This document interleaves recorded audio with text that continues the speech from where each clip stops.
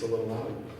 I've got my computer here not because I'm doing anything fancy technologically, I just don't have a printer at home. I do, but it's broken. Well, thank you everybody for being here. I know this is a special weekend and a hard weekend to get here, so the fact that you made it here is awesome. I'm going to start, actually, and well, for most of the talk today, I'm going to talk about the Sermon on the Mount from Matthew 5. So you can follow along if you want. I'm just going to read it. You don't have to follow along because I'm going to speak.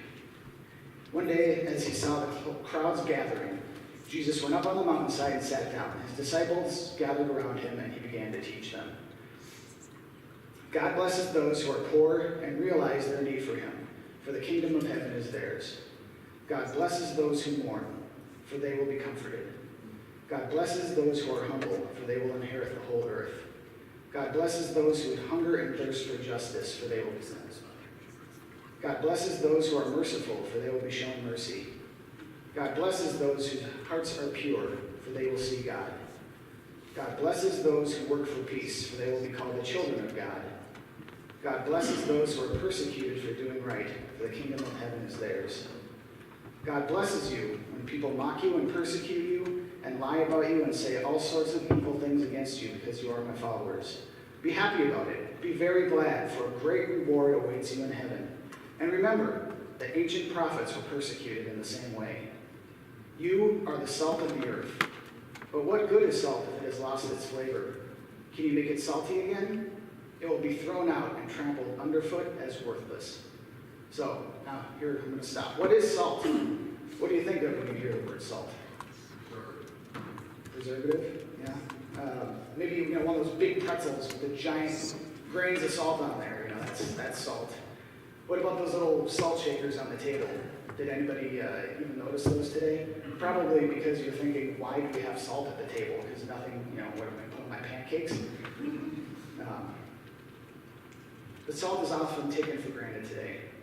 But that can't be the same view that was intended by Jesus, can it? Here's a few facts about salt.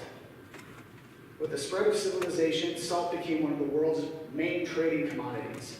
It was of high value to the ancient Hebrews, the Greeks, the Romans, the Byzantines, the Hittites, and the other peoples of antiquity. In the Middle East, salt was used to ceremonially seal an agreement, and the ancient Hebrews made a covenant of salt with God and sprinkled salt on their offerings to show their trust in him. Salt became an important article of trade and was transported by boat across the Mediterranean Sea along specially built salt roads and across the Sahara and camel caravans. The scarcity and universal need for salt has led nations to go to war over it and to use it to raise tax revenues. Salt is used in religious ceremonies and has other cultural significance. All throughout history, the availability of salt has been pivotal to civilization. In fact, the word salary comes from the Latin word for salt, because the Roman legions were sometimes paid in salt. Salt is essential to the health of humans and other animals, and is one of the 5 basic taste sensations. And actually, only 6% of all salt manufactured goes into food. The rest is used in manufacturing, industry, treat water, use on roads, things like that. So I think this demonstrates that salt was far more than just being taken for granted at the time. One thing to take about what Jesus was saying here is that you are valuable.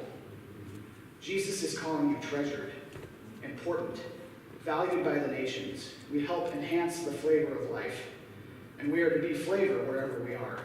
If we lose our saltiness or our flavor, we are then in danger of being worthless.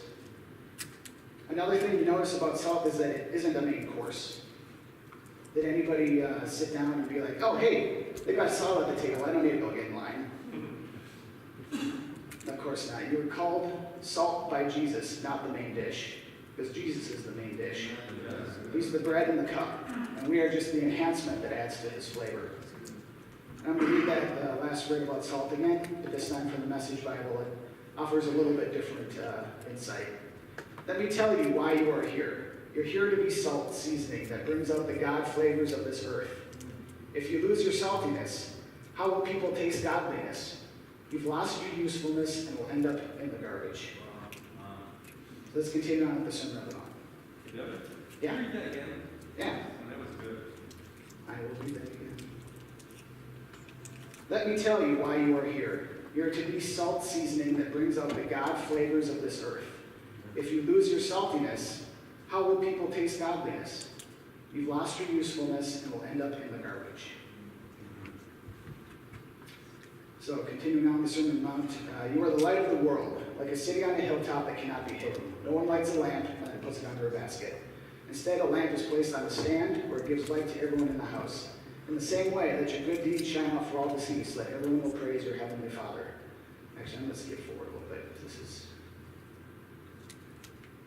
not relevant to what we're talking about. It's all great, but you've heard the commandment that says, you must not commit adultery.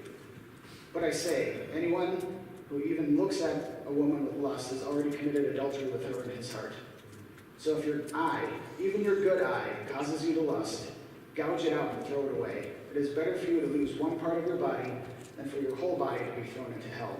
And if your hand, even your stronger hand, causes you to sin, cut it off and throw it away. It is better for you to lose one part of your body than for your whole body to be thrown into hell. And I skipped too far. There was also the part before that where he said, you must not murder. You've heard our ancestors were told, you must not murder. If you commit murder, you are subject to judgment. But I say, even if you are angry with someone, you are subject to judgment. If you call someone an idiot, you are in danger of being brought before the court. And if you curse someone, you are in danger of the fires of hell. So those two passages together is pretty interesting. Jesus is laying out some pretty heavy stuff here. In case you felt like you're doing okay in life and with your good works, he smashes it all to bits in this one passage. What's actually in your heart? How's your thoughts? And here's what I think is happening here. First, Jesus is asking for drastic self-punishment for crimes that haven't even been committed. And that's pretty harsh. The Jewish law demanded an eye for an eye. The punishment should fit the crime. And most of the Pharisees and Sadducees at the time believed that, although there was varying interpretations of the scripture. But here there's punishment before crime has even been perpetrated. This flies right in the face of human nature. We think justice should be done, but only for other people. Seeing the sin in yourself, that's very hard to do. And this is addressed later again in Matthew 7. Why worry about a speck in your friend's eye when you have a log in your own? How can you think of saying to your friend, let me help you get rid of that speck in your eye when you can't see past the log in your own eye? Hypocrite. First get rid of the log in your own eye. Then you will see well enough to deal with the speck in your friend's eye. As hard as it can be, we need to shift our thinking to realizing and humility that we are the biggest sinner in the room. Nobody wants to own up to our own sins, do we? I think we've even misunderstood the word sin here in America. We seem to focus on the big ones. But sin in Hebrew is actually broken into 3 categories, and I'm going to murder these in pronunciation. There's pesha, which is a deliberate sin, an intentional sin, an action committed in deliberate defiance of God. Those are big ones. Avon, which is a sin of lust or uncontrollable emotion. The sin is done knowingly, but not done to defy God specifically. And there's chait, which is an unintentional sin, something that you don't quite know as you're doing or you just missed. It actually comes from archery. You hit the target, but you missed the bullseye. You didn't actually know what you're going for. And so what Jesus was doing in this part of Sermon on the Mount is he is equating these 3 categories as equal. If you're guilty of one of the smallest sins, you are in fact guilty of the big ones. His solution, cut it off at the start. The suggestion to actually cut off your own hand or gouge out your own eye isn't just grotesque, but it also stands to hold another dimension. In Leviticus 21:16, we have this passage. The Lord said to Moses, give the following instructions to Aaron. In all future generations, none of your descendants who has any defect will qualify to offer food to his God. No one who has a defect qualifies, whether he is blind, lame, disfigured, disformed, has a broken foot or arm, or is hunchbacked or dwarfed, has a defective eye, skin sores or scabs, or damaged testicles. Just reading the scriptures here. So Jesus is telling people to maim and disfigure themselves. It's going to rattle those who take pride in their stature as a priest or Levite. Not all Pharisees and Sadducees were, but a good many of them did hold that position. Jesus is effectively telling them to lower themselves in social stature in order to avoid the fires of hell. And I can't imagine that went over very well. In fact, we know it didn't go over very well.